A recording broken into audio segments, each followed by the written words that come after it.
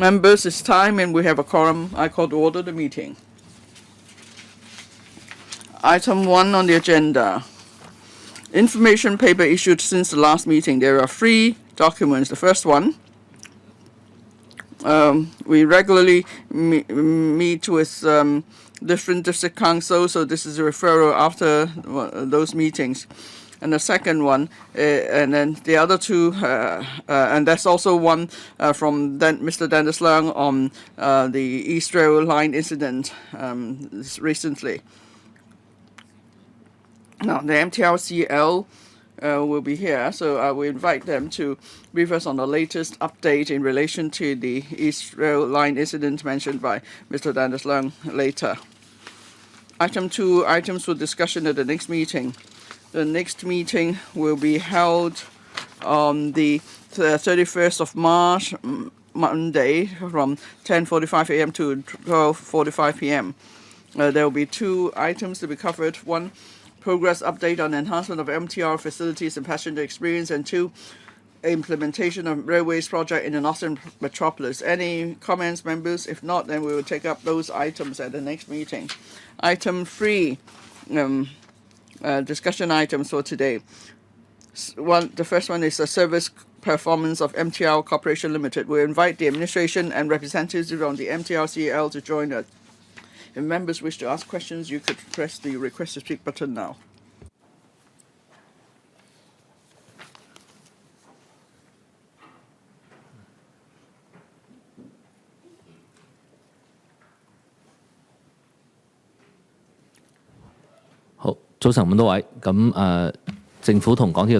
Good morning. I think you're ready for a presentation. We're going to report on 2 items today. The first one, the MTRCL will brief us on the service performance in 2024. The administration closely monitors the performance of the MTRCL in terms of safety, reliability, and efficiency. MTR-LCL has reached reference standards. They achieve a high standard in terms of world-class standards. And then the reference department of the administration will closely work with the MTRCL to ensure there will be provision of safe, reliable, and efficient rail services for the public. Now, we know members, of course, are very much concerned about the East Rail Line incident that took place on the 5th of February. Our Bureau is very much concerned about the incident. Now, after receiving the report, the MTRCL has already worked with contractors to increase shuttle bus services, and then the AMSD has also asked MTR to carry out a full inspection, and then after months they are required to submit a report on measures to prevent a recurrence of similar incident. Now, in the initial investigation shows that it has nothing to do with the derailment of the engineer train, and in relation to the fee adjustment mechanism, the MTRCL has to consider various factors leading to incidents, and then the sum has to be set aside that will eventually be given back to customers. Now, on the 5th of February, there was delay caused by the East Rail Line incident, and it's triggered the revenue mechanism. So the MTRCL needs to set aside funds for giving back to customers, to passengers. And then we will also make sure that MTRCL will step up safety. We will monitor the MTRCL to make sure it will continue to invest in improving and renewing their assets, and also make sure that they do a good job with the maintenance. And then now, in terms of the reference indicators for measuring the service performance, the MTRCL will now brief you on these figures, and then we will be happy to answer questions from members. Good morning. 2024 marked the 45th anniversary of the MTR passenger service. We started with 9 stations. Now we have over 90 stations covering all 18 districts. In 2024, every day we serve over 5 million passenger trips, and we provide reliable, safe, and efficient railway services to the public. We have stringent service indicators, and each quarter, through our newsletter, we will publish figures to let the public know about our service standards. In 2024, we exceeded the targets we set on all fronts. In 2024, we operated 1.8 million trips, and the train service delivery percentage is 99.9%. Passenger journeys on time, 99.9%. Train service delivery of light rail system, 99.9%. As for various facilities, we are able to exceed the targets we've set in terms of service standards.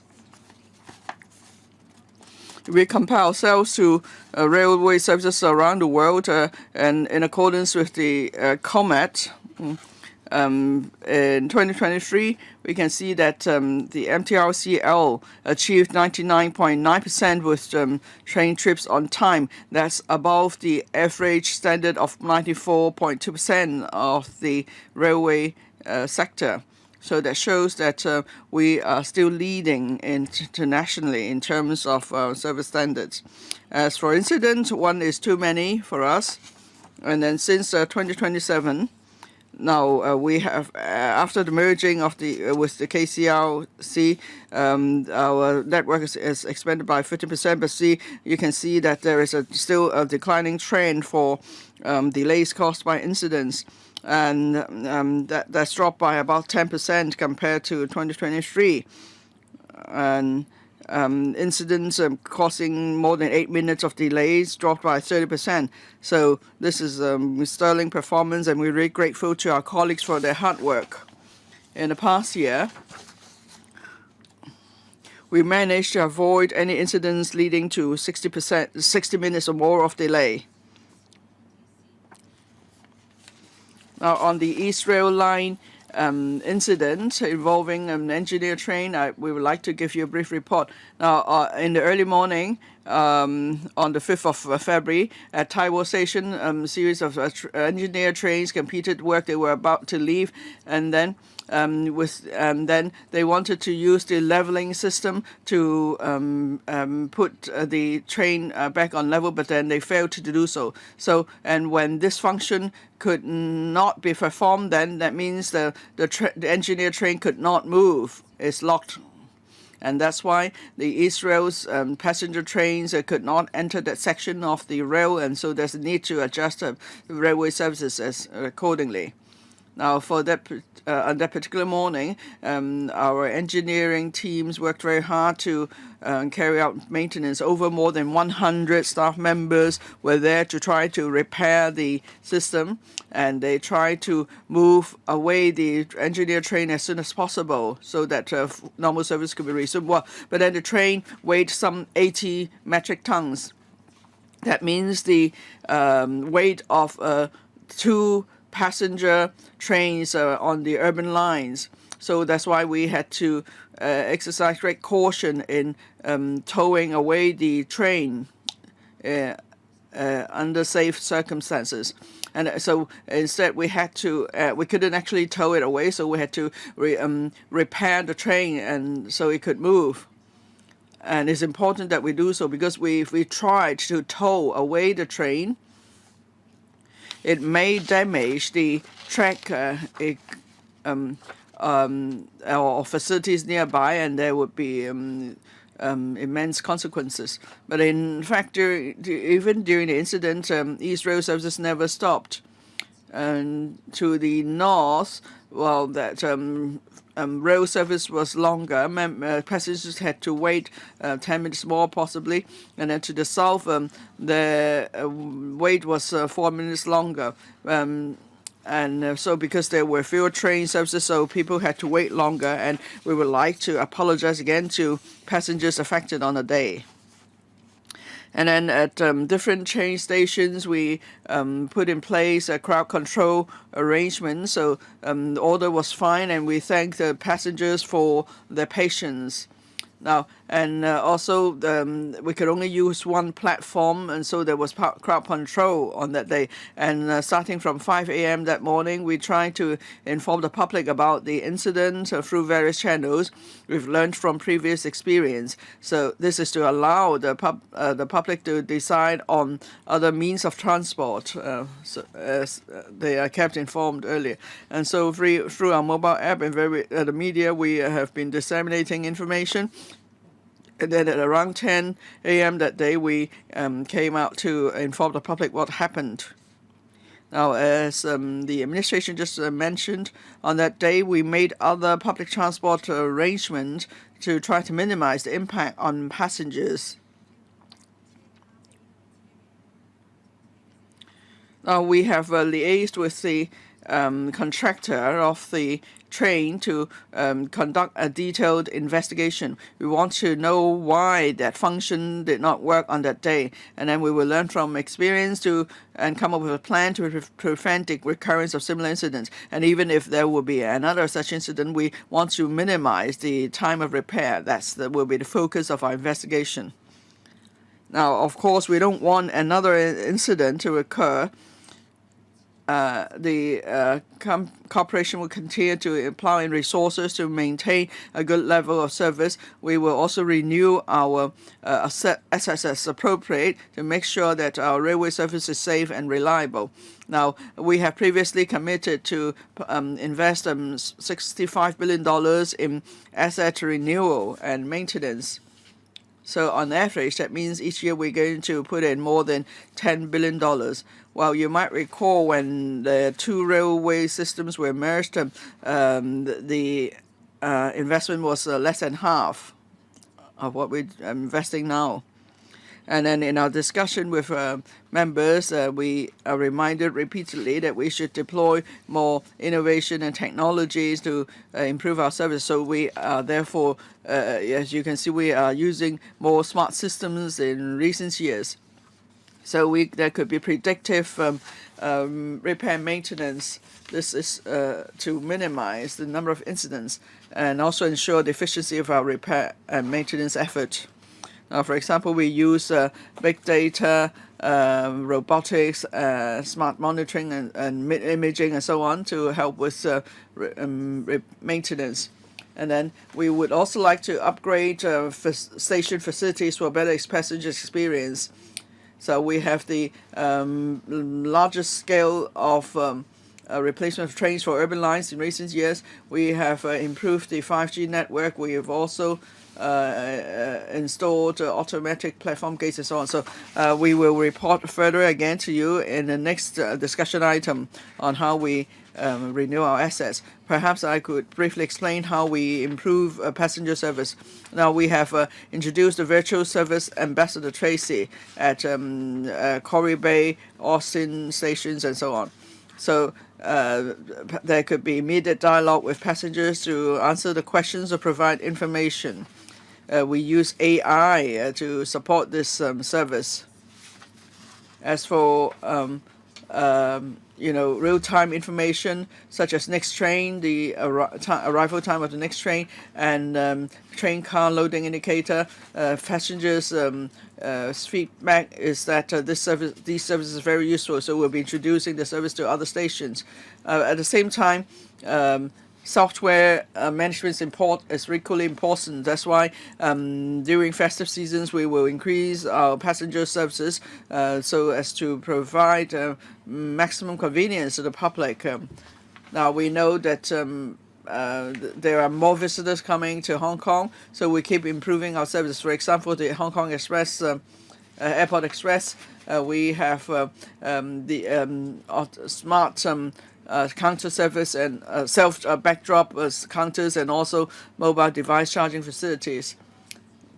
And then we work closely with various departments to promote activities and events in Hong Kong so as to boost our economy. For example, with the we have the Pandastic events. So we work with the tourism board and the Ocean Park to promote mega events in Hong Kong. Safe mobility is an important area of our work. For example, escalators, we know that's where accidents could happen easily. So starting from 2023, we have located escalator black spots. We deploy staff to remind passengers from taking large luggage on escalator. We also encourage the elderly to take the lift instead. So we are therefore we are seeing a smaller number of accidents, and we want to keep that under control. And then for persons with special needs, we have MTR Care app. So passengers could make a booking to use the wheelchair portable ramp. So, and then for the visually impaired, we provide blinking lights, and the door is about to close, so they know they shouldn't board the train. Now we must keep making improvements. Of course, then that means we need the feedback of passengers. There are various channels for us to receive feedback from passengers.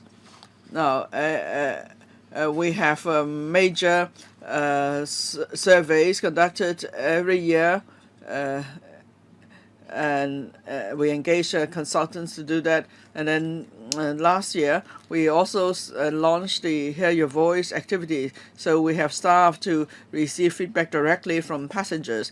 There are also QR codes, and we encourage passengers to scan the QR code and tell us what they think. So we received 15,000 views from 15,000 passengers, and about station facilities or the level of comfort and so on. So we would like to do, we'll follow up on those views so that we could do a better job. In 2024, we must thank the reference sectors for giving us recognition. For example, the Hong Kong Association of Customer Service Excellence have given us various awards on different aspects of our customer service. And then there's also the there is a summit, that is the Global Public Transport Summit. We received award from the International Association of Public Transport in the technological innovation category. And then in terms of the safety, reliability, efficiency of service, we will continue to keep up our hard work. And of course, we will continue to work with the government in developing new rail lines, and so that we could keep cities moving. Thank you. Thank you. There are 7 or 8, including myself, who have pressed the button to speak. There are Mr. Chen Shu-hong, Deputy Chairman, Mr. Stanley Lee, Mr. Michael Tian, Dr. Lo Wai-kwok, Mr. Lim Man-kong, Mr. Dennis Leung, and myself. 4 minutes, please. Thank you. Thank you, Chairman. The MTR CL is recognized as a railway service provider internationally. The paper set out the service performance of MTRCL. There is objective comparison between MTRCL and other service providers of railways around the world. On the reliability and journey on time of the MTRCL is some 99.9%. Only per 1,000 trips do we have one occasion when a journey could not be completed within 5 minutes of its scheduled journey time.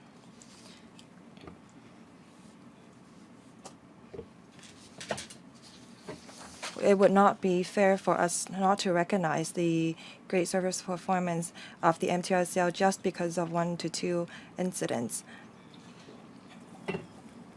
But we must face the problems of delay that caused inconvenience to the people squarely. We must learn from these lessons so that we can continue to improve our service.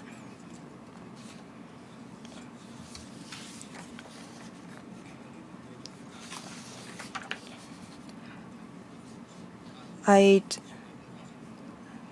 was going to ask how we can further improve the service provided by the MTRCL, but given the incident that happened some few days ago, I'd like to learn more about it. Can the MTRCL give us more information? Because the sensors of a leveling system become faulty during the incident, and you said that it was risky for you to tow the train. I wonder what was the cause of the problem. Before you use the engineer's train, what kind of inspection have you conducted? And during the inspection, why couldn't you find out the faulty sensors in the leveling system?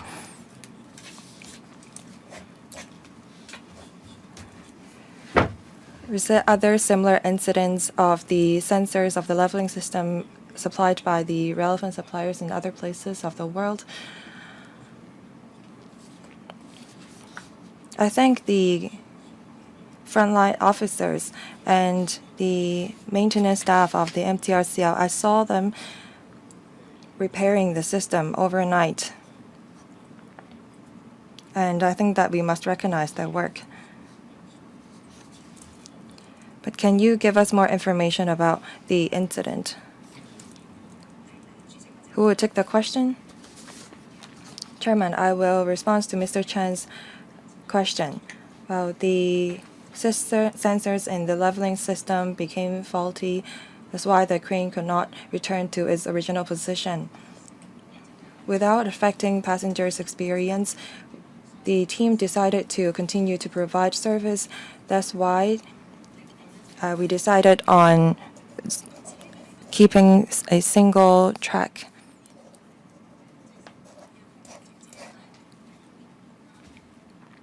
There was yearly, monthly inspections on this engineer's train, and before the train was put into service, there was pre-service check. But why could the crane not return to its original position?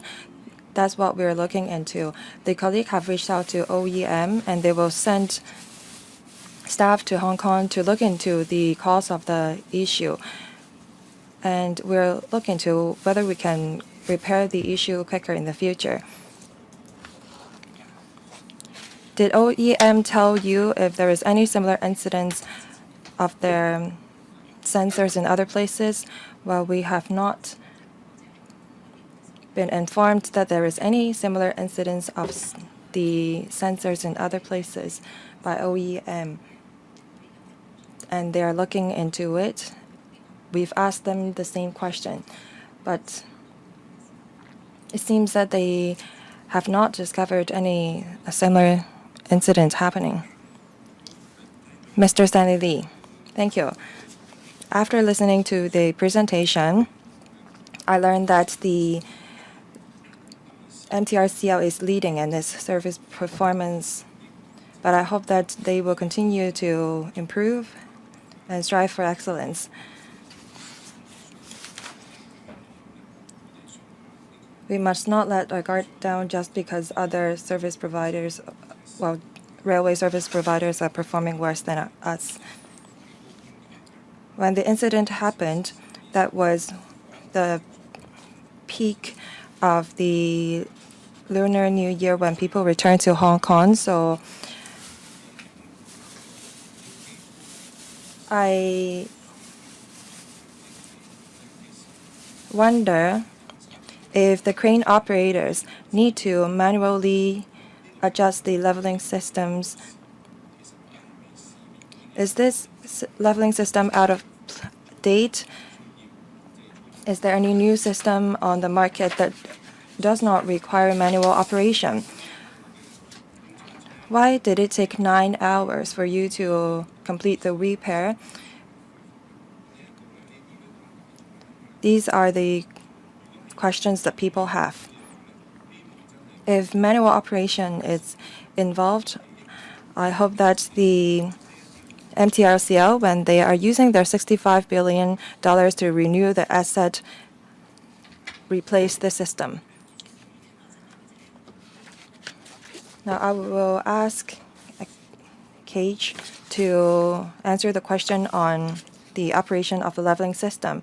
But before that, I'd like to clarify that we complete the repair in 7 hours and the service was not disrupted during the period. Thank you. At the night of the incident, the engineer cars worked on the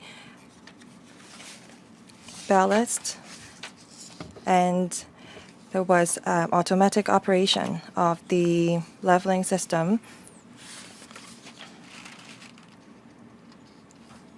At the final stage of the leveling, when we returned the crane to its original position, it failed, and due to safety concern, we kept the engineer car where it was.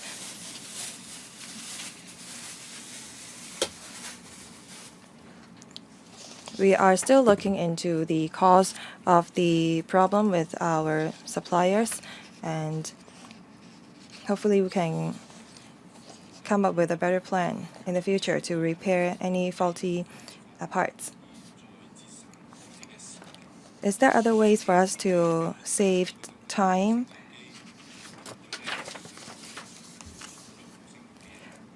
This is like a lift being locked when there is voltage dip, and very often the lift could resume service very quickly.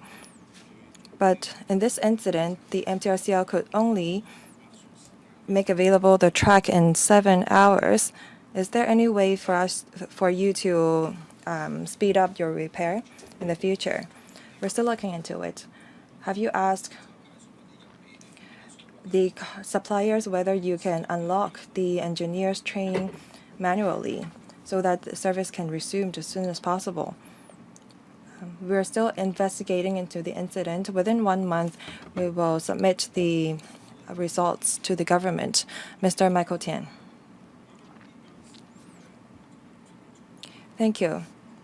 The incident was solved within 7 hours, but within these 7 hours, a lot of train journeys were delayed. And have you considered how long it took for the entire East Rail Line to resume its normal service? Although service was not halted, we could not treat it as if nothing has happened.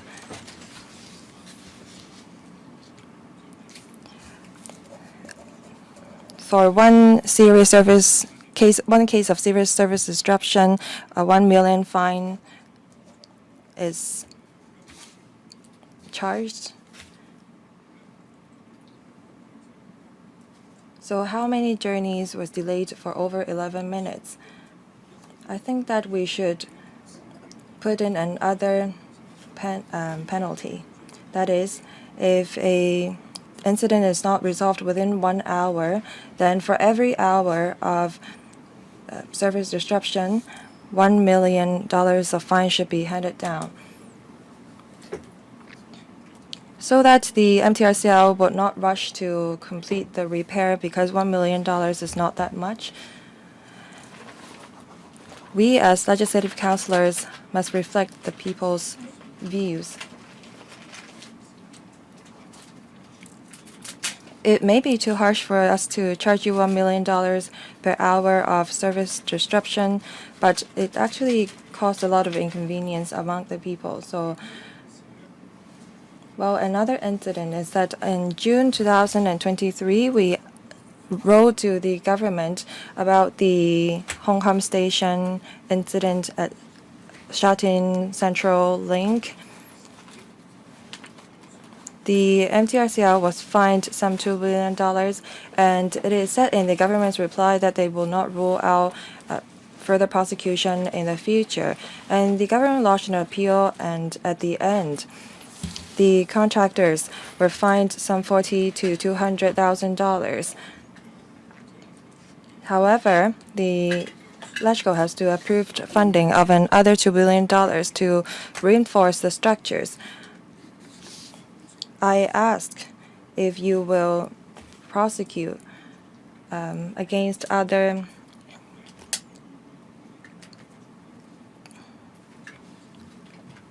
misdeeds of the contractors in the future. Thank you. Who will take the question? Thank you, Mr. Tian, for the comment. As I mentioned, we've looked at the preliminary information submitted by the MTRCL. Well, actually, the rebate mechanism was triggered, and the MTRCL will need to set aside $1 million to rebate the community, and the MTRCL needs to submit information about the incident and we'll verify it. But I can say that at least MTRCL must rebate the passengers with $1 million. As for Mr. Tian's comments, we hear you. We review the mechanism regularly. In 2023, we actually reviewed the mechanism and we collected views from the stakeholders and we have improved it. The amount to be set aside by MTRCL for each incident. Say, if the incident was caused by MTRCL itself, the fine is $40 million. Because the impact caused to the passengers is substantial when incident happened, and we have to reflect it in the mechanism. Let me also talk about the Shatin Central Link regarding the safety of station operation and the quality of constructions. We will continue to follow up on these areas. Has the incident ended? If that's the case, I will no longer ask questions about it. Will you enhance the penalty? Because we are going to spend $2 billion to reinforce the structures, then it's not reasonable for us to only penalize or fine the contractors $20,000 to $400,000. I hope that within 1 month you will give me a reply.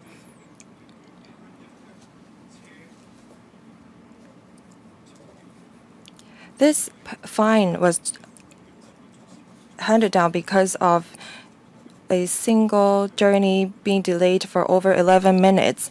But actually, just because of that single delay, other lines were also being affected.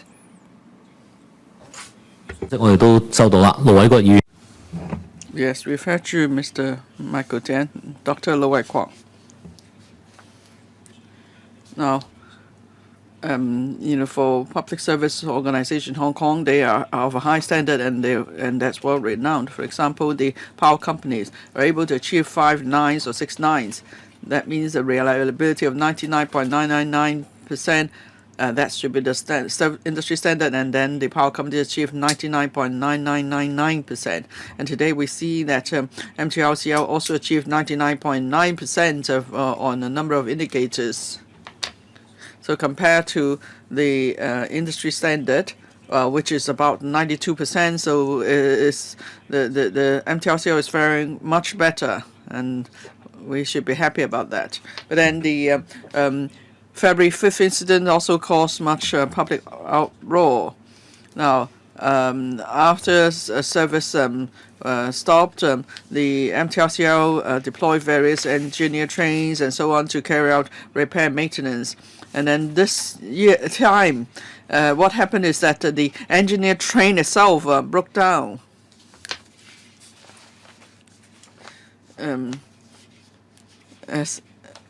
So that's why it's necessary for you to review your system. Now, you're not able to submit a detailed report today, but do let us know as soon as you've completed your investigation. Because it's really a joke that the engineer train itself caused a delay when it's supposed to help avoid delay.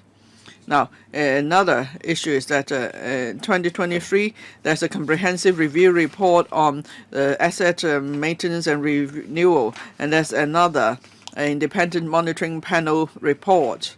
It wasn't too long ago, and then this time we have this incident. It's actually related to those two other reports in a way.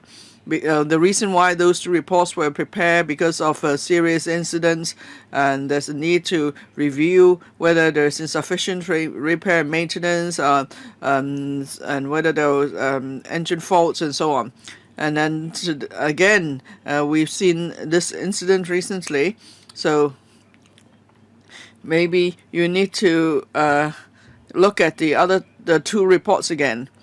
Because the 2 reports have recommended improvement in various ways. So have those improvements been done, or is it we've not done enough? That's why we have this incident. Now, Lo Wai-kwok's been saying this many times. That's me, that is. Can you actually carry out predictive inspection on the key equipment, so that we can prevent incidents? That's the way to go about risk management. Now, you stress that you managed to maintain service, but then the train service was at a much lower level now than usual. And then at Tai Wo Station, the train could only use 1 track or the same platform for both northbound and southbound train services. And so that's why there were far fewer train services. It's no longer just a question of whether the journeys were on time or not. So in the scoring system, I think we need to give consideration to such serious incidents. It's no longer just about whether a single journey is on time or not. Ms. Young? I thank Dr. Low for his views and reminder. Now, in inspecting our assets, we have followed up on what we've undertaken to do. We've been doing that. And so on the status of some assets and on predictive repair, we have done much work on that. As for the engineered train, certainly we will consider very carefully what we need to do. Maybe there are other assets that we could manage even better, in particular in terms of predictive inspection and maintenance, because these incidents will affect the public. Dr. Lo Wai-kwok. Sorry, the speaker is not coming through. Do I have another chance to speak? Yes, possibly. Mr. Scott Leung. Oh, Dr. Scott Leung. Now, I have looked at the figures provided by the MTRCL, and then, of course, we have our own experience taking the MTR service. And then online, there are passengers commenting on the rail services in the respective places. And we see that MTRCL certainly leads on all fronts. So we do recognize their service standard. At the same time, in past incidents, the public was seriously affected, especially during peak hours. Now, for the February 5th incident, we'll have to wait till the investigation is completed to find out about the cause of the incident and how such incidents could be avoided in the future. But then, at the Tai Wo station, there was this incident, and so we had to use the same platform for both northbound and southbound train services. Now, I was at the MTR East station in the morning, and I heard passengers say that comment on whether directions were clear at the Tai Wo station, and whether passengers could tell if the train was northbound or southbound. Now, I understand MTRCL deployed many staff members to give directions to passengers, but then what actually happened was some passengers were confused about the service. Now, we don't want any incidents to happen, but then when an incident does happen, well, it's probably all about drills being carried out on And then if there's a need to use the same platform for both northbound and southbound services, then the queuing arrangement, the directional signs, and so on, maybe there's still room for improvement here. So passengers have clear directions on which trains to take. And then the MTRCR and the service contractors must have proper ways to manage the crowd. So is there still room for improvement? I want to know whether the MTRCR has any ideas in mind at this point. Thank you. After every major incident, we will interview affected passengers, say exactly as what you suggested. On a day, we would ask them what how their trips were affected. So we did interview passengers at the Tai Wo station, and we heard feedback such as there could be clearer directions, and because there were large crowds, so passengers couldn't see some of these directional signs. So we will review and make improvement as far as possible. And then we've learned from past experience, we give early warnings to passengers. That's something we've learned from past incidents. And again, from this incident, we'll see where there is room for improvement. What about your coordination, the coordination among the government, the MTRCL, and the service contractors on, dispersing the crowd? Now, when there is a delay of more than 8 minutes, the MTRCL must inform the government at once. They acted in accordance with the mechanism and informed us. And in fact, the media was informed at the first instance too, so that the public could plan accordingly for their trips going to work. And after the government received the report, we immediately took actions to coordinate with various parties. We immediately asked the bus operators to provide free additional bus routes so we could take passengers from the new territories to the urban areas. So this is to provide another option to passengers so they don't need to take the MTR and they could take the bus to go to the urban areas. And so these are measures we always take, and on that particular day, these measures worked well. Mr. Dennis Leung.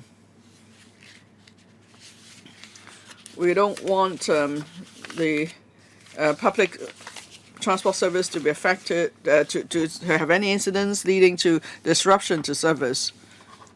Now, on that day, many schools have not resumed classes, so that's why there was not too much of an impact.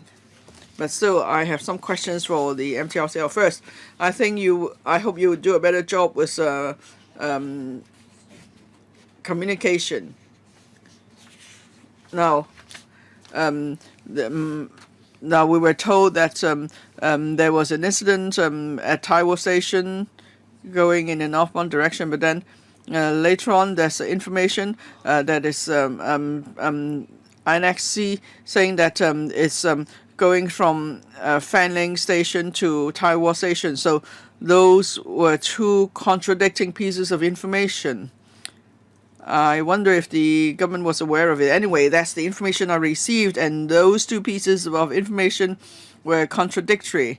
I don't know what happened, so I hope you will, improve on that.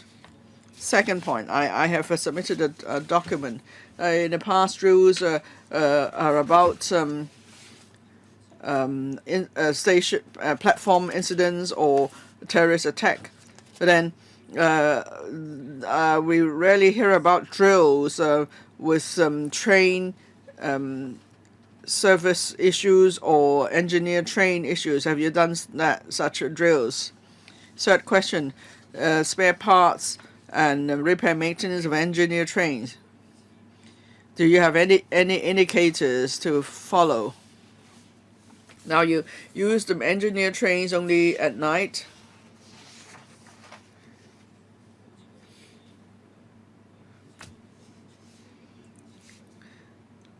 Now, from what we heard, it seems that the MTRCL doesn't have enough information about spare parts or the knowledge about engineer training. So how can you train your staff in that respect?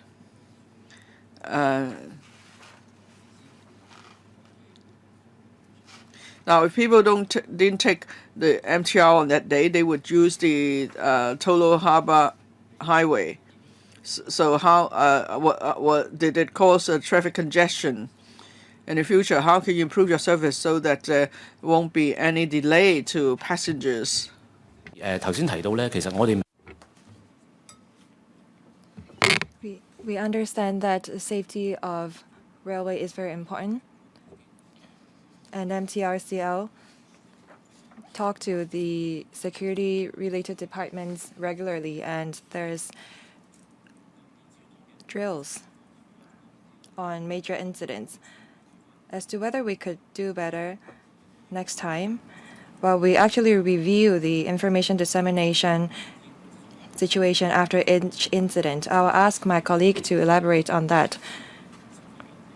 And you are also ask if we have made preparation for any faulty parts. We'll also tell you more.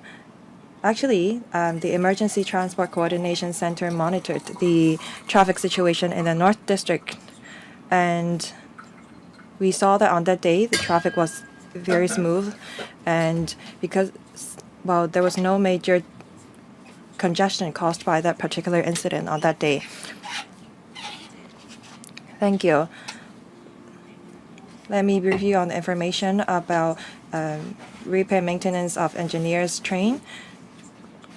We have a code on repair and maintenance of engineers' car. There is annual inspection, monthly inspection, and functional check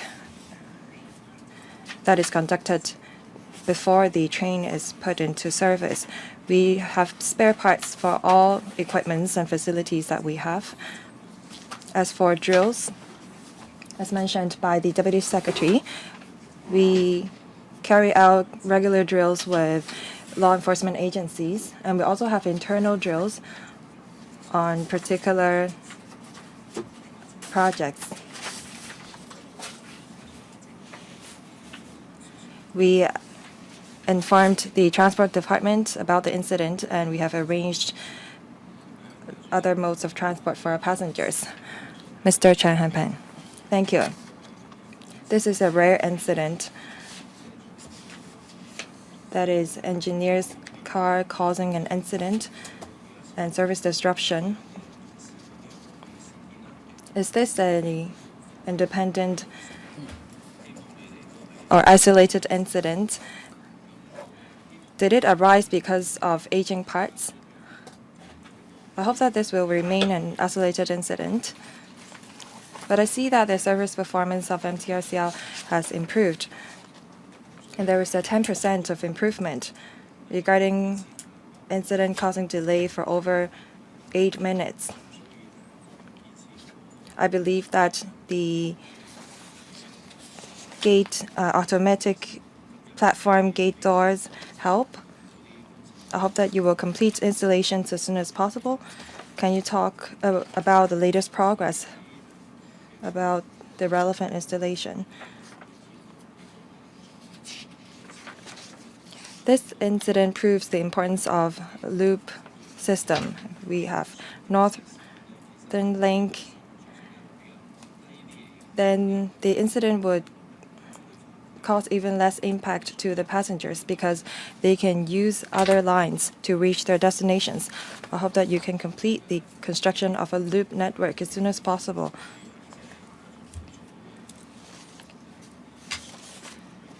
I hope that you will work on updating the signaling system. Can you tell me more about that? Also, about the messages of hold the handrail, stand firm on either side. This is not the culture that we've had. We are used to standing on the right-hand side. Some passengers are in a rush, and if there are people standing on the left-hand side, then they could not walk up the escalators. After implementing this stand right, walk left approach, has it made the usage of escalator more dangerous or safer? Thank you for your question. Let me respond to the 3 questions. First on APG, second on signaling system, and 3, safety of escalators. Well, there are 13 stations in the East Rail Line that we need to install APG. The progress of installation is satisfactory. We have installed APGs at 10 stations, and as for the remaining 3 stations, we are installing 1 APG at one of them, and hopefully by 2025 we can install APGs at all stations. As for the signaling systems,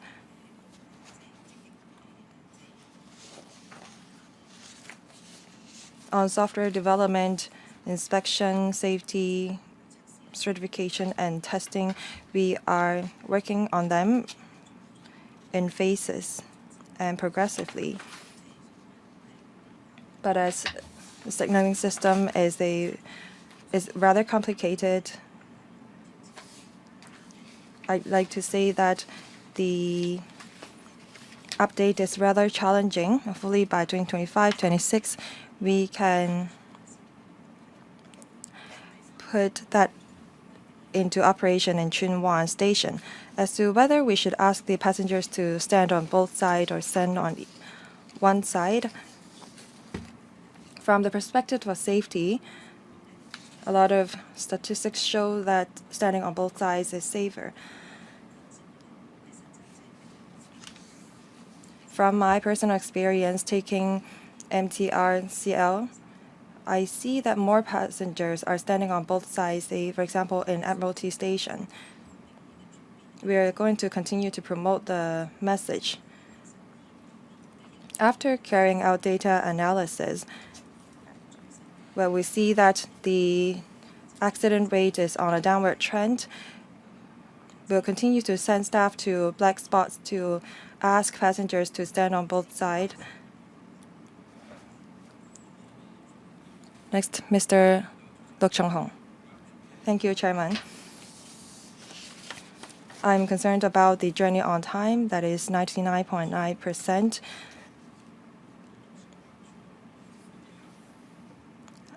And I'm also concerned about customer service, because when we need to seek assistance, it's important for the staff to be able to give us answers and help us.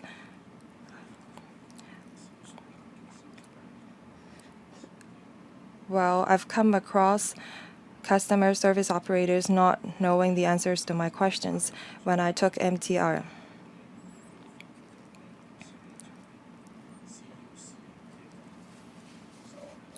Our union is against outsourcing the CUC.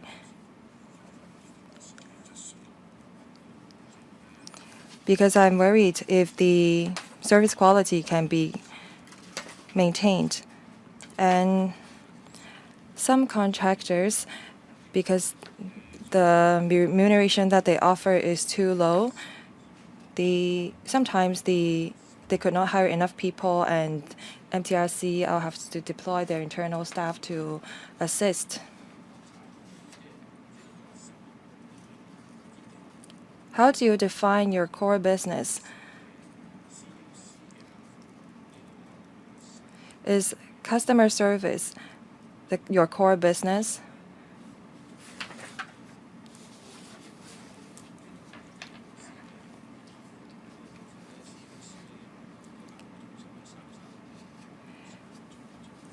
The RCL said that their staff doesn't like to work in CUC. That's why they're trying to outsource it. But actually, staff in CUC can also be deployed to the station so that you can handle the incidents more quickly. But outsourced staff at CUC could not be redeployed to other places or stations at the MTRCL, that would affect your flexibility in responding to incidents. For lines with more tourists,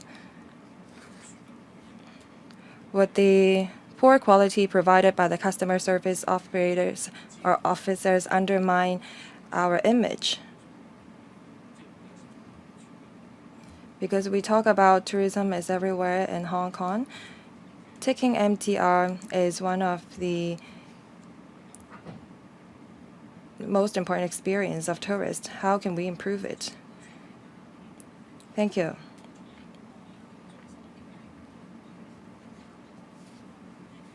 On the question about outsourcing CUC, customer service, well, there are service providers on the market that can offer such service. As for knowledge on MTR, I hope that we will enhance training because we still are facing manpower shortage. That's why we outsource the CUC to a contractor. That is, we'll consider it. According to our experience in Island Line and Tseung Kwan O Line, we have outsourced the customer service of these two lines. We'll continue to monitor the performance of the contractors. We have secret customers survey and a lot of different questionnaires to ensure the quality of the contractors. And when there's incident, we ask the outsourced staff to work with our employees. You talked about tourists.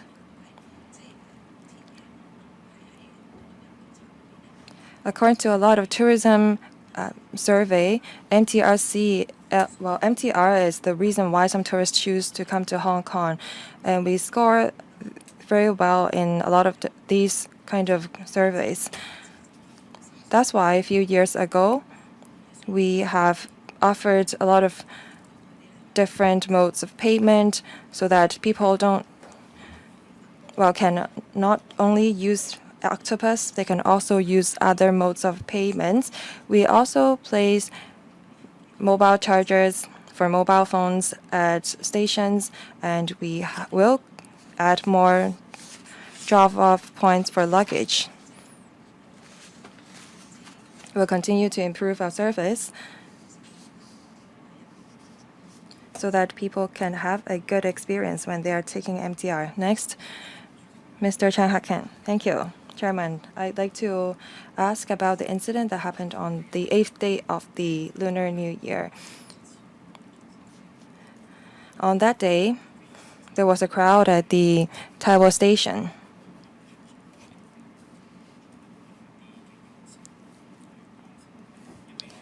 I think that you need to deploy more staff there because some people said that the crowd filled the entire station or platform, rather. I think that you should make broadcasts even outside the station.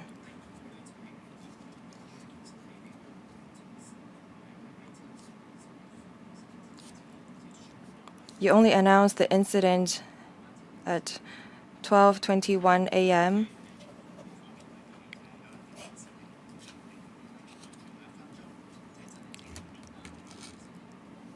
I know that your staff worked very hard, worked till the last minute, and I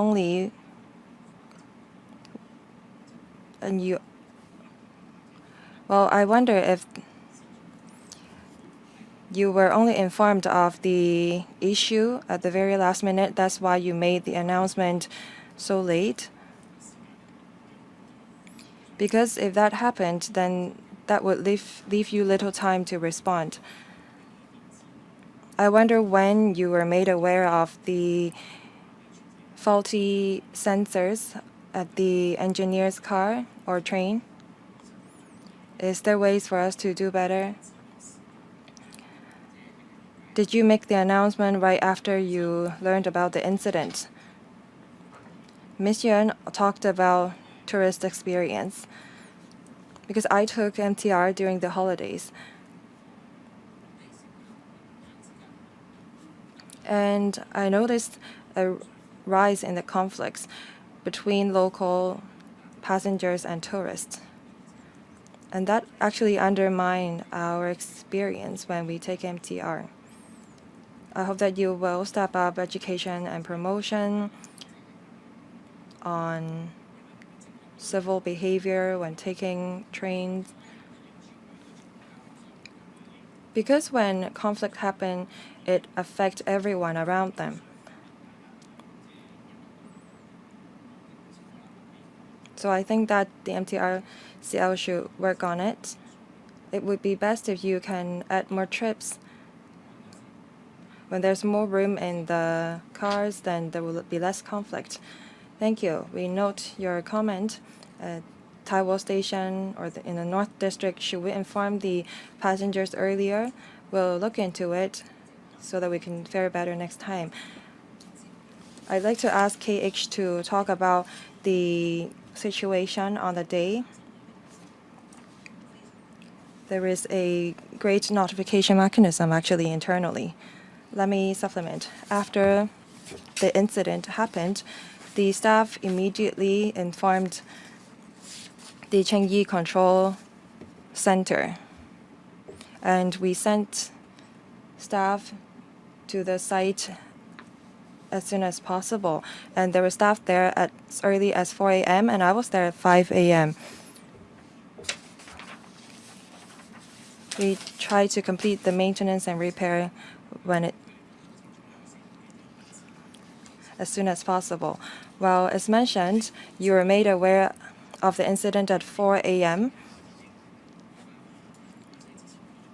But that was 2 hours earlier than when the public was made aware of the incident.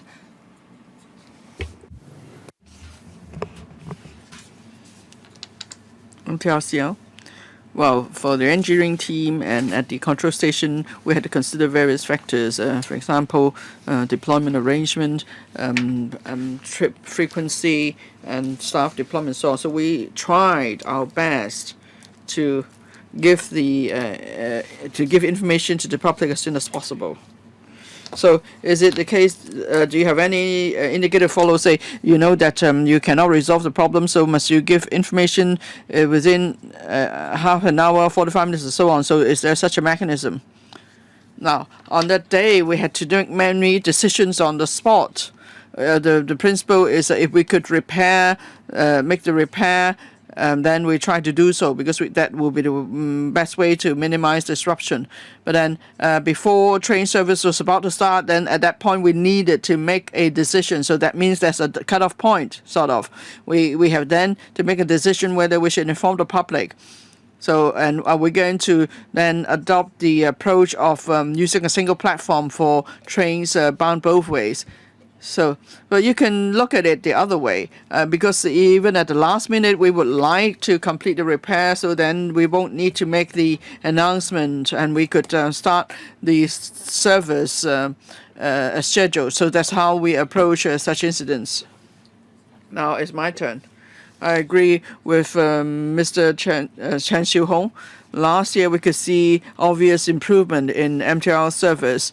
We can see that over the years, you've been trying to improve your service, so we cannot therefore negate your effort just because of 1 or 2 incidents. And with this incident, I could appreciate that if, say, in other places elsewhere, if there is a breakdown with the engineer train, then it's possible that train service would be suspended altogether for that section. And this time, we see that the MTRCL tried very hard to keep up service using a single track. Well, that's actually very challenging. And so we can see that you try to provide service despite the difficult circumstances, and I recognize your effort there. And now Hong Kong, of course, has set a high standard for itself. It's doing so well, so we shouldn't compare ourselves to places with lesser standards. So that's why we need to follow up on the incident, and we need to do a review in every incident because we want to do even better. Now, I'd like to seek more information. Just now, we told that the engineer train was locked after the repair work was done. And usually you would tow away the train and then you would deal with the issue at the depot. I think you did try to do that initially, so I'd like more information. Now, you made attempts at when did you find out there's no way you could tow away the train, so you had to repair the engineer train on the spot? So when did you come to such a decision? Because this is related to what Mr. Tsz-wing asked about earlier. Thank you. Perhaps I'll ask Mr. Lee Kim Hong to explain the whole repair process. Well, yes, I could give you some information about the timeline. Now, the engineer train completed the work, was about to leave. It was 3 a.m. or so. And then in the last step of the process, that is, we need to reinstate the engineer train to the leveled position. And then the train would be unlocked, and then the train would move away from the track. But as we tried to complete this last step of leveling the train, we found that we couldn't do so. Immediately, we informed the engineering team, so the team arrived at the scene to check out the circumstances. Now, because of safety concern, so the train was locked. So that's why we had to resolve the issue on the spot before we could move away the train in a safe manner. Now, because if we try to tow away the train, it could cause damage to the track and other platform facilities. So colleagues made this professional decision on the spot, and so they started to salvage the engineer train. Now, we maintained a bi-directional service on a single track. Yes, it was challenging, so I must thank colleagues for their professional work on the day. Now, we have to learn from experience every time. So we will very carefully investigate into the cause of the incident and see if we could come up with any improvement measures. For example, in terms of equipment, repair, maintenance, operation, tools, and so on. We will look into all this. So at that time, you did try to tow away the train, right? But then you found that the risk of towing away the train were higher, right? Yes, that's why in your press release, you did explain that you tried to tow away the train, but then the train might derail. You found that could be the risk, and that's why you decided not to tow away the train, and you tried to repair it on the spot. So I get that. And then in principle, we agree that that's the right decision, and you maintain service at the other track. But then at the same time, we learned that this engineer train is heavy, and if you don't handle the situation properly, it may affect the safety of the passenger service on the other track. So have you put in place enough protective measures to make sure that the passenger service running on the other track remains safe? Now, I know there will be a report after a month, but I hope you will look into that. Second round, Dr. Loui Kwok. Thank you, Mr. Chairman. MTR service is crucial to Hong Kong. Now, you've achieved a service standard of 99.9%. Still, we continue to monitor your performance because MTR service does have a severe impact on the public if it's disrupted. Today, there's a media report, and it says that there's well-known courier uses the MTR service to deliver their parcels, and then passengers complain when these couriers are on board, they cause congestion, and then they put their parcels in near the train door, causing obstruction. So you can therefore imagine it's hard for passengers to board the train. Now, I remember a few years ago there was a controversy about people carrying musical instruments on board, and so then rules were imposed on the size of musical instruments. But then reading from this report, simply you should not have allowed the couriers to carry on board so many parcels. And there are other cases, huge trays, open trays of food being brought onto the MTR. Now, I think you have rules on what could be carried on board. So should you step up enforcement? Now, I won't blame the courier staff, but I blame the courier companies. Do they compel their staff to use the cheapest and most efficient means to deliver parcels? So I really would blame the courier companies, not the staff. Well, yes, this is an issue for us as an operator. We try to use technology to resolve the issue. We are testing a CCTV system at the point of entry. So we'll capture images, and then you use AI to match the images. Because by the time if they get to gone to the trains, it will be too late, and we cannot have so many staff deployed to enforce the bylaws. But then when at the gate. Then we have image to show that they're carrying huge tray of food or whatever. We could ask them to leave before they actually go in through the gate. So we are now testing the CCTV system, and when it's properly fine-tuned, then we could install the CCTVs in all stations. And of course, our staff will continue to ask people to leave as they step up patrolling. Now, I have another question on rebate. Some members expressed concern too. Now, taking this incident as an example, it seems that the arrangement is not good enough.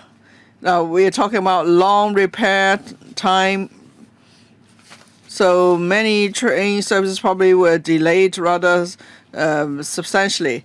And if we just look at the most serious delay, let's say there are 10 services with delay of more than 30 minutes, and then there's just one train service with a delay of less than 30 minutes, and the fine would be the same.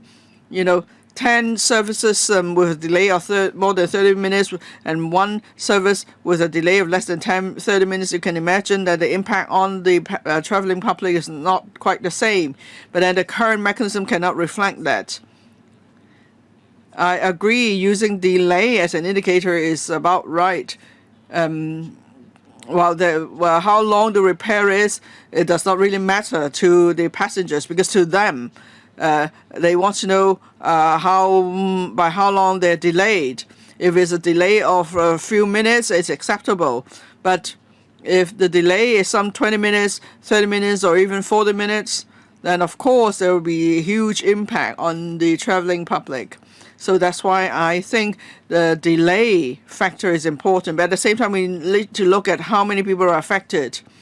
If there are so many services affected, that means there are so many people affected too. Let's say if there are just 5 services affected, and if it happens during the peak hours or at midnight, and then we talk about different number of people being affected. So with this fine mechanism, you have to take this factor into account. Now, with power companies, there are now indicators on major incidents. That's exactly the idea. That is, we have to see how many households are affected during power blackouts, and then that's how you calculate the fine. So that's a similar idea. I hope the government and the MTR will consider it, and in improving the fine system. 好，咁如果呢個議 If there's no further questions on this item, then we move on to the next one. That is progress update on railway asset management, maintenance, and renewal of MTR Corporation Limited. Do we have another PowerPoint presentation? Thank you, Chairman. We are here to update members on the progress of railway asset management, maintenance, and renewal. With the MTRCL having used our asset for a long time, we need to improve our asset management, maintenance, and renewal system in order to make sure that the railway system maintains in good conditions. And we have completed our comprehensive review in 2023, and we've put in place measures to improve our strategy for asset renewal and maintenance in order to enhance our reliability. The MTRCL will continue to implement these enhancement measures, and the government will monitor the progress of the implementation of these measures. We will use innovation and technology, strengthen predictive inspection and maintenance capabilities, proactively addressing the constraints of gold 2 hours maintenance window, and overcoming manpower challenges while enhancing staff awareness of asset and risk management. The MTRCL will brief members on the progress of the implementation of these measures, and they will also brief members on the projects on various assets. Ms. Yang. Thank you. In order for us to provide service with a 99.9% punctuality rate,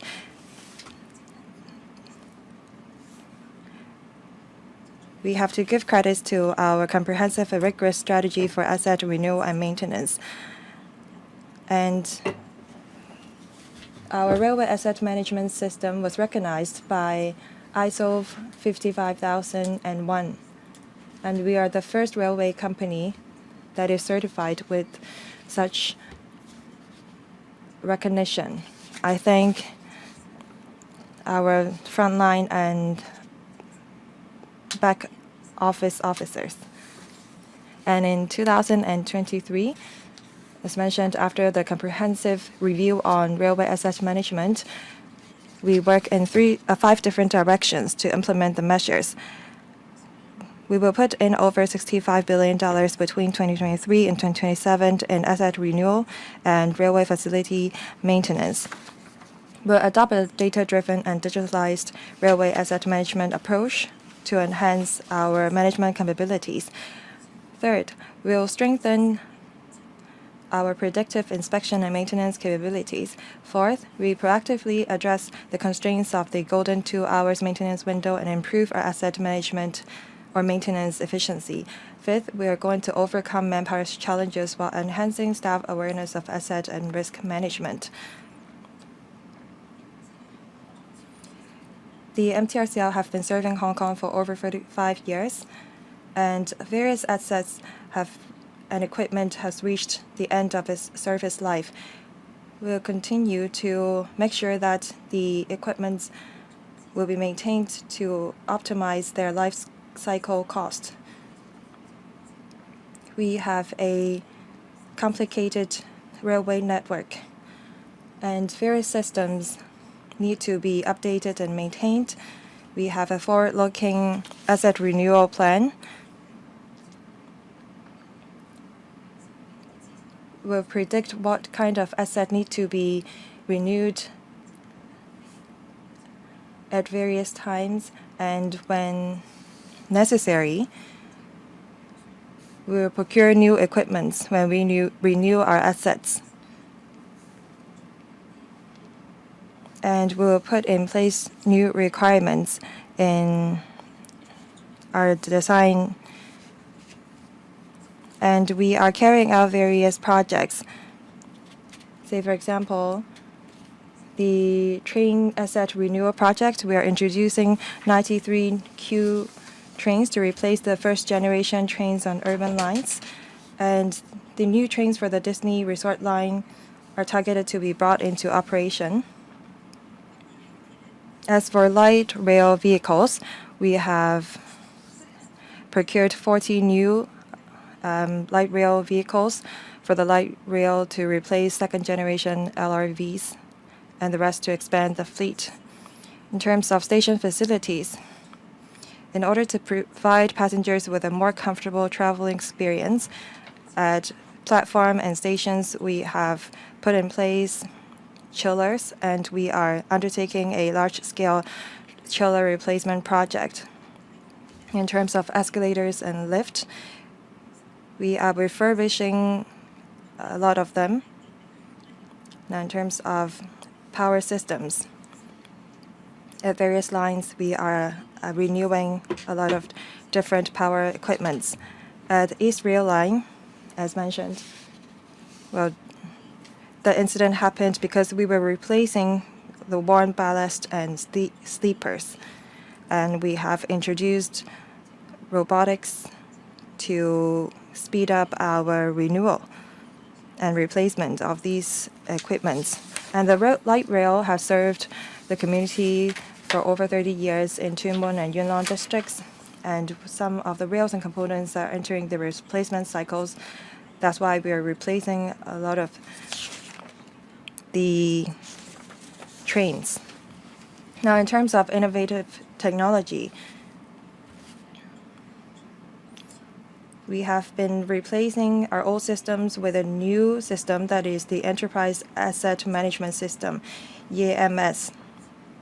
The system is much stronger than the old one in terms of data retrieval and other areas.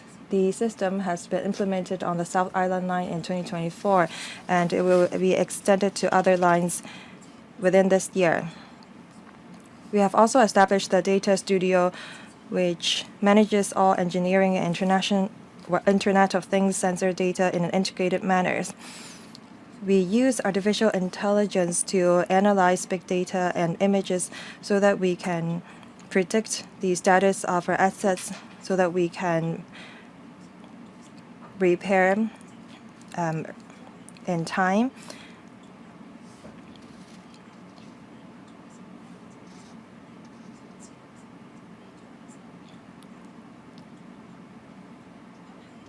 That will also allow us to carry out maintenance and non-traffic hours. We continue to work on monitoring and management, and recently we have been recognized by a national authority that we are at a managed level 2 in terms under the Data Management Capability Maturity Assessment Model Evaluation. And we're the first railway operators to be invited to share insights at the National Data Governance Annual Conference and Expo in 2024.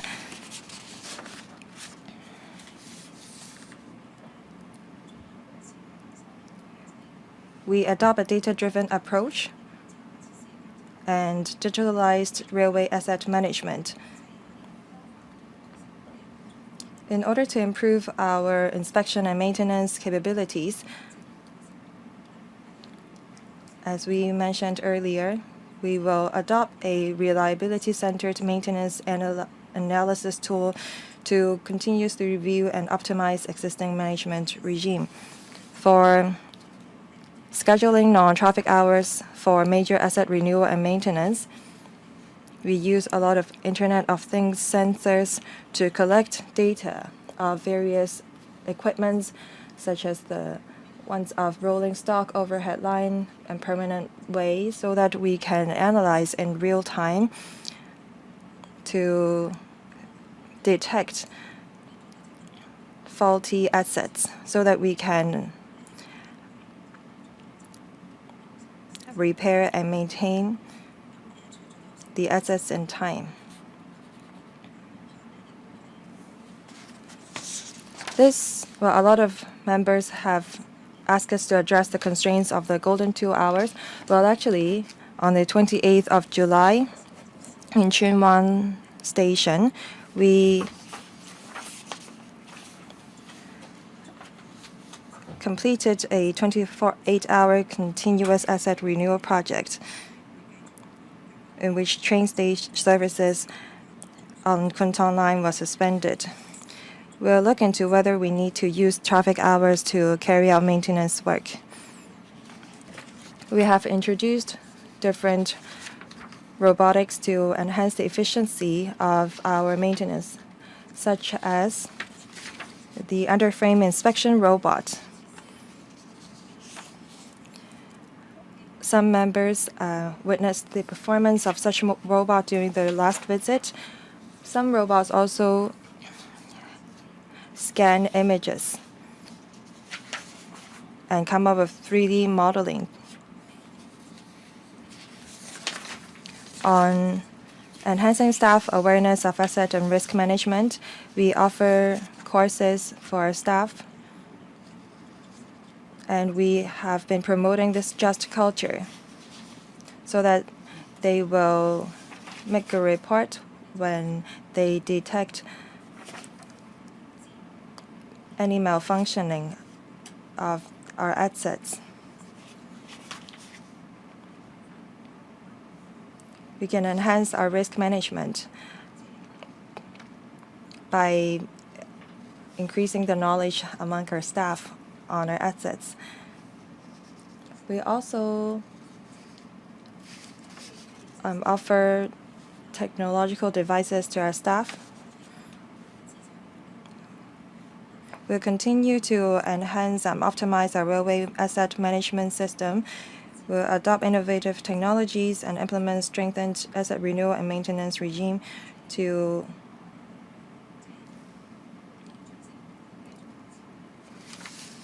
continue to maintain our reliability rate at a high level. Now, in terms of asset management and service performance, we maintain a high level in these areas thanks to our staff. We continue to invest in these areas and cope with any new challenges. We hope to serve passengers with a smart railway. Thank you. Now it's the time for questions. Mr. Michael Tian, 4 minutes, please. Thank you, Chairman. I have some questions for the MTRCL. In last December, we met to talk about the manpower of MTRCL. I asked you how you use IT to minimize delay caused by any accidents. Since November, we have 4 incidents with major delay because of signaling problems. In mid-November, we had 2 incidents in 3 days, and there was service disruption. All of these 3 incidents were due to faulty equipment on the track side. And you adopted visual inspection. That's why there was a journey delay, and you took time to figure out the reason for the disruption. A lot of the hardware cost only a few $100s, but it took such a long time to figure out the problem. With some $65 billion of investment, shouldn't you have real-time smart detection? Because hardware is bound to malfunction. The problem is when. If you have a smart system, then you would know where the signaling problem happened. Now you talk about the smart monitoring system. That's not a new thing. It was here last year, because if it worked, then the incidents wouldn't have happened. This type of smart monitoring system is not covered in $65 billion. I don't think that's reasonable. I'd like to hear your response.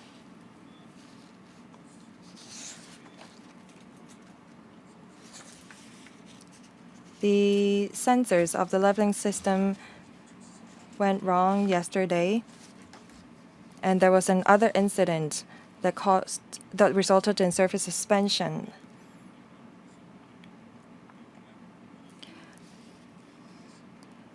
As you said, you're maintaining your assets regularly. How come you couldn't figure out any faulty sensors during the course of your maintenance? Well, recently you said that you have financial difficulties because you were asked to construct the Northern Link, the 5th Cross Harbor Railway, and that's why you may need to sell your malls. Have you figured out your financials? Is the government going to grant you land to construct new developments, or are you going to sell your malls? I'm concerned. Ms. Yuan, thank you. I'd like to talk about the 3 incidents that relate to our signaling problems last year. The member asked if we have any monitoring system in place for our hardware. At the critical juncture along our tracks, we have sensors, and we are working with the EMSD on how we can further enhance the sensors so that we can detect different things to achieve a better prediction. We have a 1.0 system, and we hope to upgrade it to 2.0. I'd like to ask Mr. Lee to talk about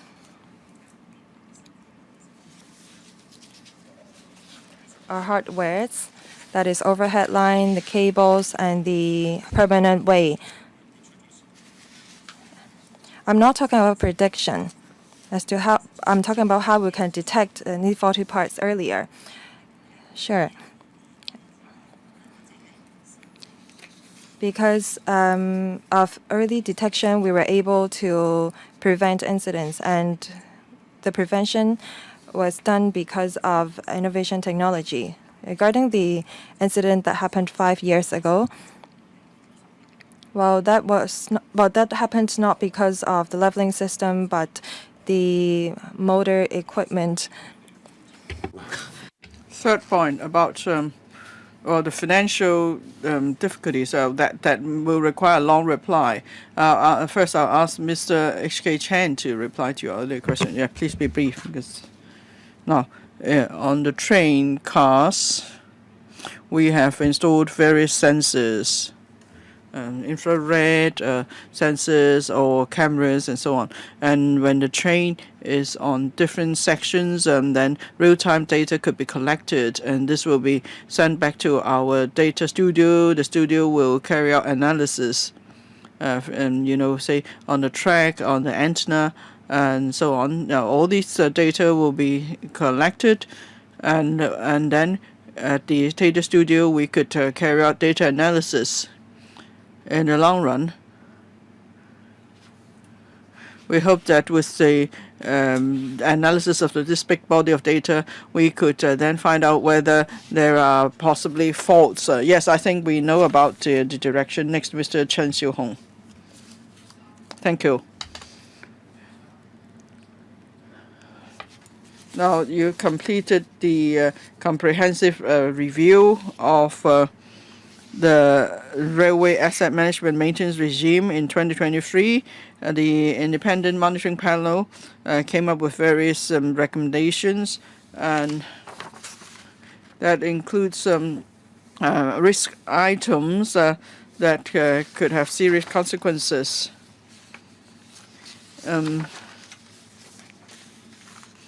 Now, recently we have this incident involving the 80-ton engineer train, stuck on the track, and maybe this item's not be included in your list of risk items. because there was any facilities, including repair facilities, if there are issues and they stuck on track, then are there measures to address the issue and resume service as soon as possible?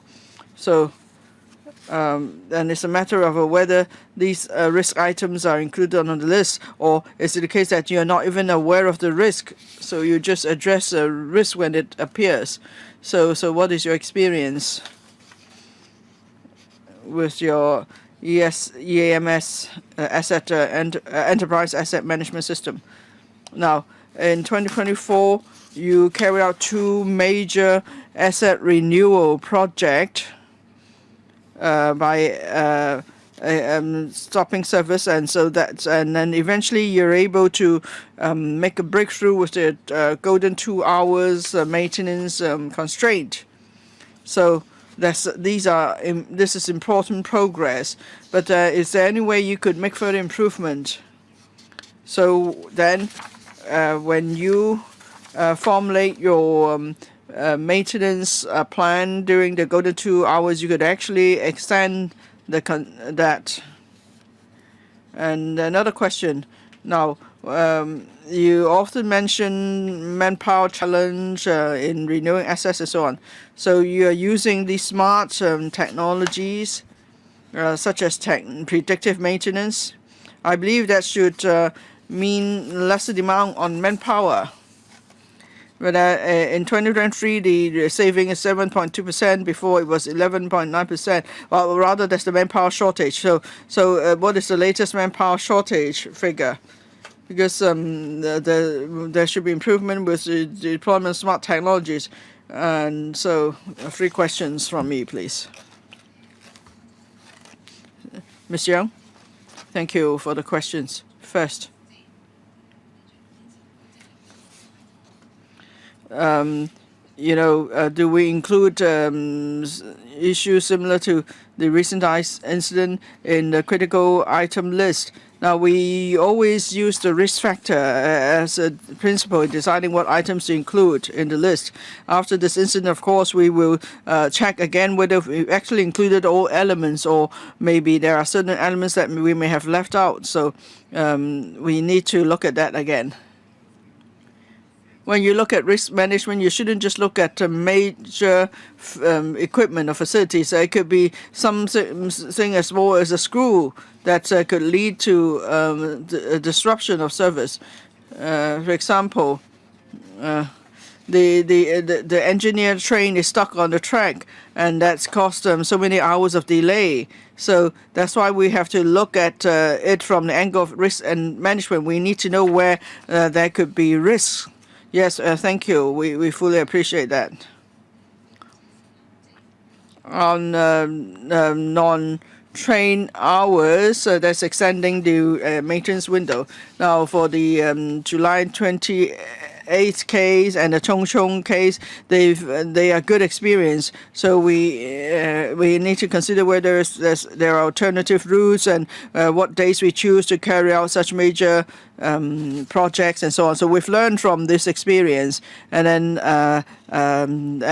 it could be applied to other cases in future. Manpower shortage. We reported here before that the staff turnover rate has improved. We have now a bigger headcount, especially on engineering, after the comprehensive review in 2023. But still, the risks are better. But then, in terms of manpower, certainly there's some improvement compared to 2 or 3 years ago. Next, Mr. Frankie Yik. Thank you. I'd like to thank Ms. Young for her detailed presentation. Definitely, we support the digitization of your asset management system. Now, you are able to maintain a 99.9% punctuality rate. I commend that. I hope you will achieve an even higher rate, such as 99.99. It's not easy, but I hope you can achieve it. 2 points I'd like to make. First, Para 6 you say you're undertaking a large-scale chiller replacement project.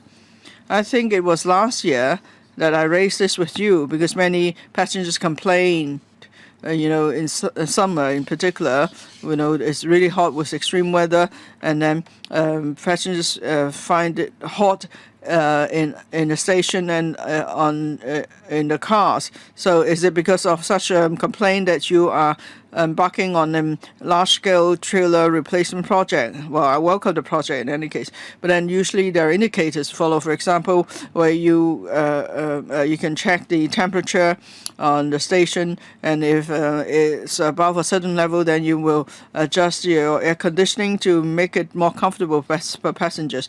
You say that you will complete the project in the fourth quarter this year. Is that the case? And then another point, you proactively address the constraints of the golden 2 hours, something you're really proud of, and it seems to be a rule that you always follow. But do you really have to insist on that? You don't often stress the manpower challenge, but then Mr. Chris Sun has said that we're short of 60,000 technical staff, and there will be importation of the technicians this year. So maybe you could extend the golden 2 hours, and you will have lesser demand for manpower, and that will also lower the overall cost of train service. At the end, passengers will benefit. So I hope you really look into that, because you are still expanding your train network, and then for your repair teams, whether they are in-house staff or outsourced staff, you need manpower. So how do you lessen the manpower demand? If within 2 hours you have to double your workload, that means you need double the staff members. I hope you will consider that.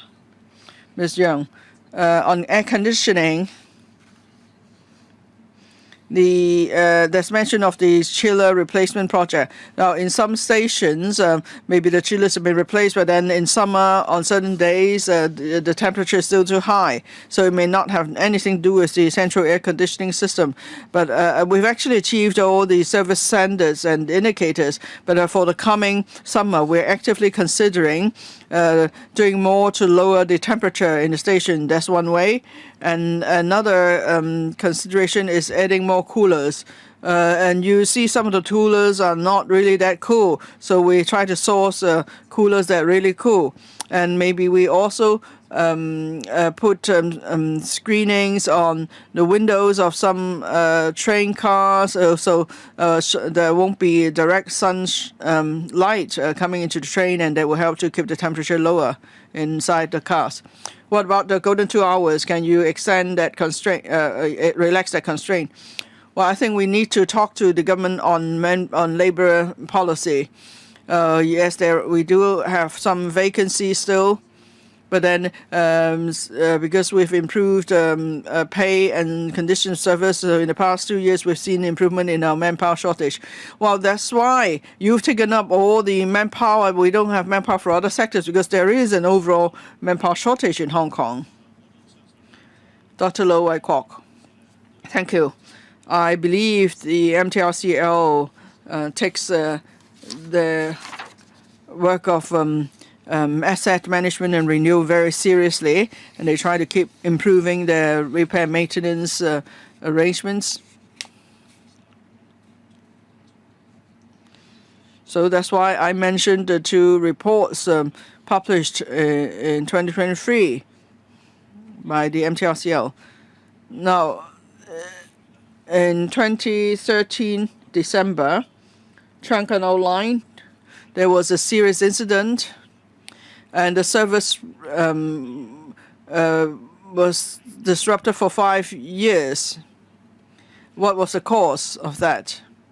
The media report was that there was copper cable that disrupted traveling for hundreds of thousands of people.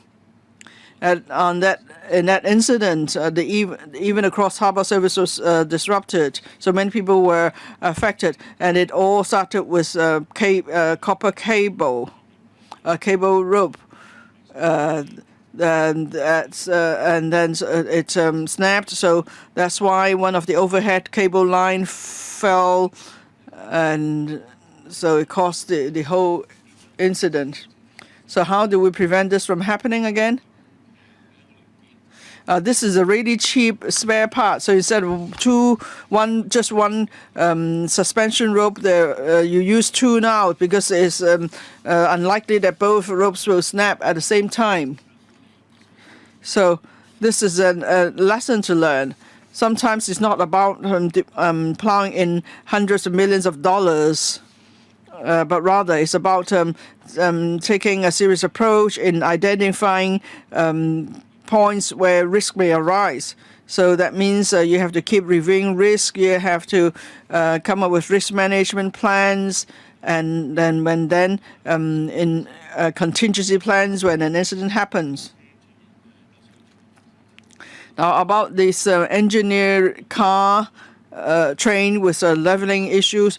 Well, if you had identified possible risk points, then maybe the prevention could be very cheap, and then there won't be serious incidents affecting so many passengers.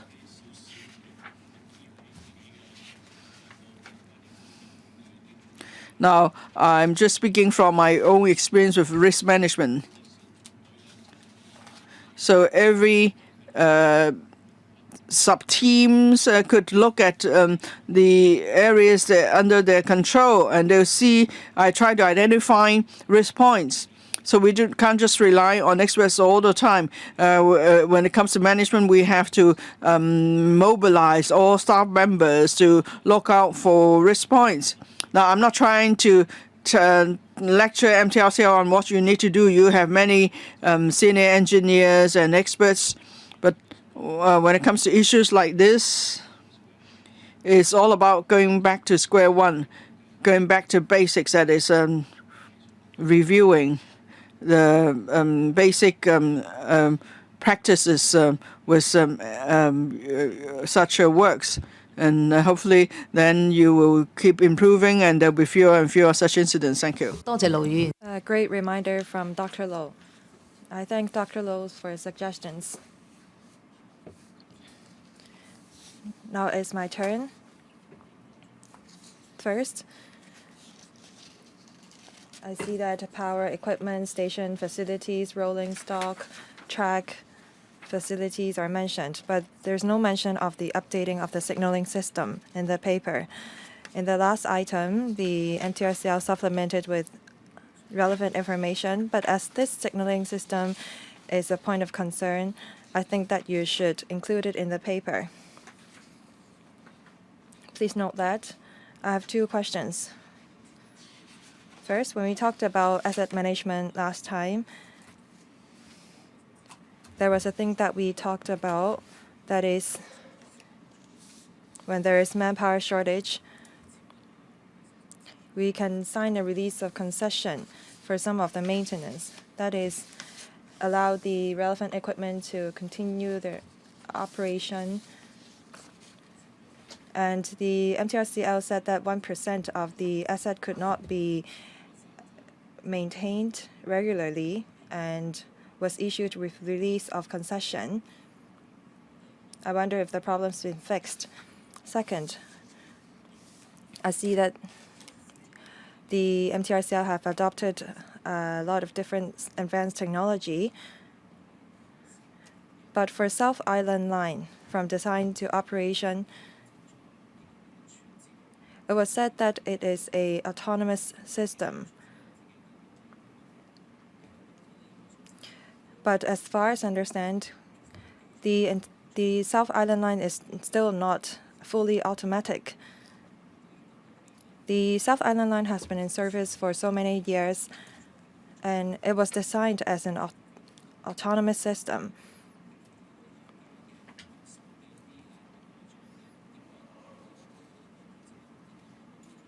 How can you make sure that your smart measures can be implemented fully? So I wonder where the problems lies with the South Island Line, such that it's still not fully automatic today. In the East Rail Line, I remember that an incident happened because the driver did not completely close the doors. I think that we can leverage on smart devices to detect the problem. I wonder what happened with South Island Line. Thank you, Chairman, for the question. Let me answer these two questions first. Now, on the issue of ROC, release of concession, in 2023, after we reviewed our asset management, we have hired more people. So we have issued 0 ROC. We issued 1% of, we issue ROC on 1% of our asset previously. Now we have none. On the point about South Island Line, the system is ready. We can fully automate it, and we have put in place a performance health monitoring. That is, apart from full automation, at the control center, we can get real-time information about the train. And we're talking to the relevant government departments. Hopefully you can reach a consensus soon. So which department are you waiting a reply on? Thank you. About the operation of South Island Line, various departments are involved. Just like other heavy rail lines, we have various considerations. But as Ms. Yuan said, we need to improve the operation of a system, and we are reviewing it with various departments. I wonder where we're stuck at.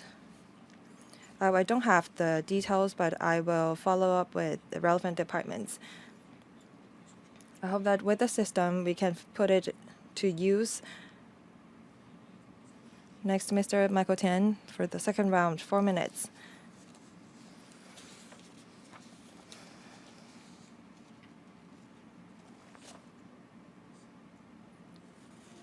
Let me talk about repair schedule.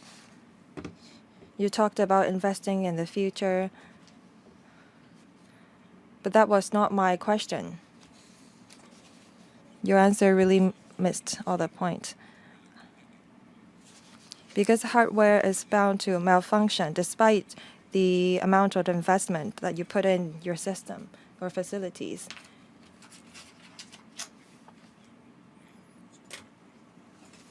When there is something that goes wrong in your system,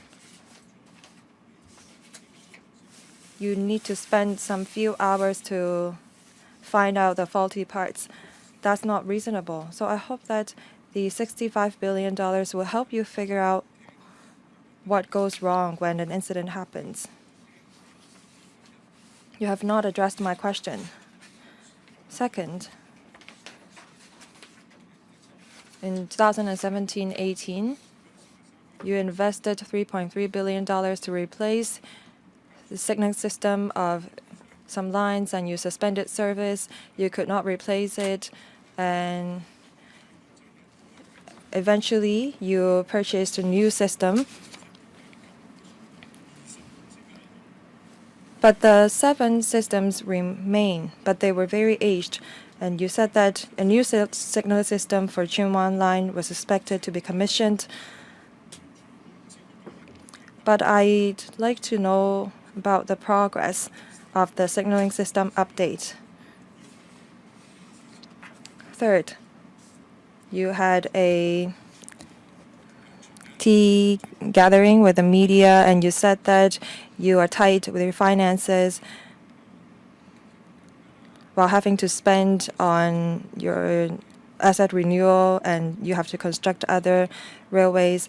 But as for the 5th Cross Harbor Railway and other projects, some $200 million were involved. Can you achieve fiscal balance just by developing residential property? Are you going to sell your malls? Because a lot of people have been asking me about that. Thank you. Ms. Yuan, 3 questions. Thank you, Chairman. First question, as to whether we can detect faulty parts. soon when something goes wrong. That's the direction that we're working towards. As I mentioned, we have predictive technology that can help us learn about the status of various parts. I'm not talking about prediction or anticipation. I'm asking if you can detect the faulty parts. I'll ask KH to answer the question. HK? As member mentioned, when incident happens, we have to carry out visual inspection to identify the faulty parts because we have to balance safety and service. Do we still have to carry out visual inspection despite the $65 billion of investment? Well, history happens again. That is, the same incident that happened will be seen again. As mentioned, when the data is sent to the data studio, we'll be able to identify the faulty parts earlier. You're confident that will do? Please be brief, Ms. Yang.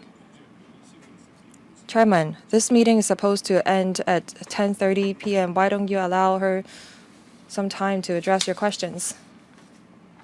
Because there are still 2 questions that have not been answered. I'll be brief.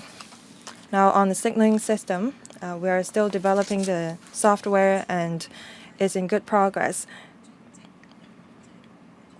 We work on the software in phases. You said that the signaling system for Kwun Line was supposed to be commissioned in July. Well, we said that in 2025-26, the new signaling system will be commissioned in Kwun Line. So that's not within this year. Yes, we are in early 2025. We are still developing the software. We cannot say for sure when it will be commissioned. You still are not able to tell us exactly when the new signaling system will be commissioned.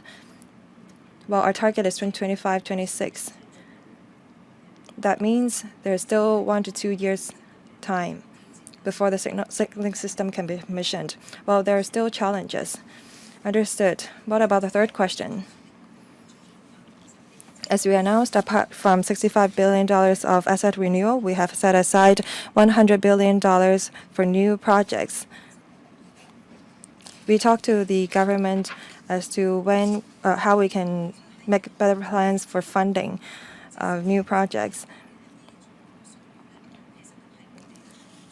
Some informed. Well, we talk to our stakeholders regularly, and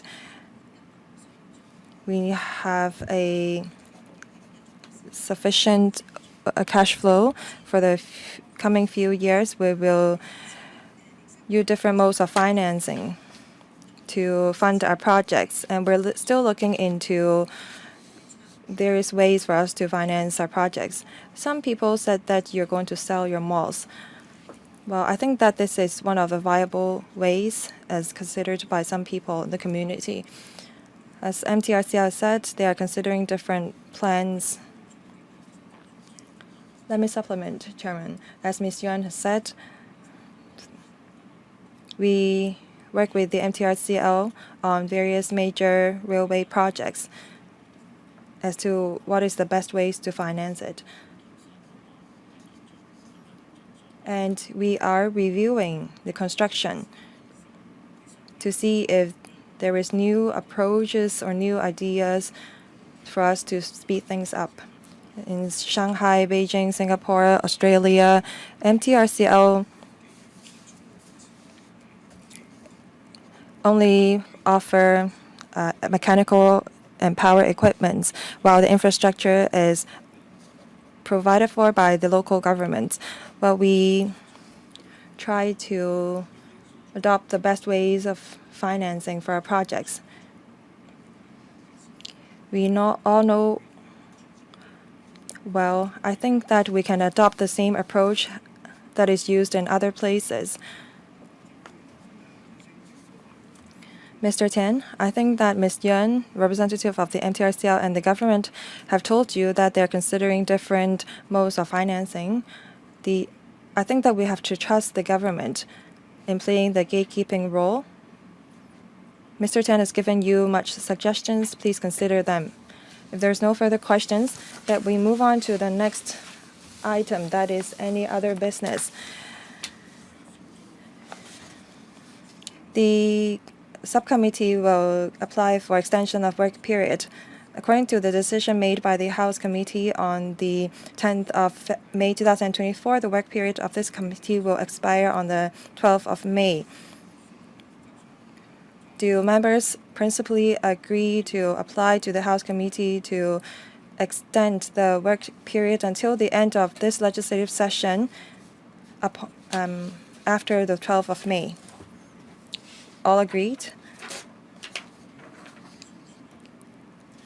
The Secretariat will prepare the relevant paper and will circulate it to members for your views. If there's no other business, meeting adjourned.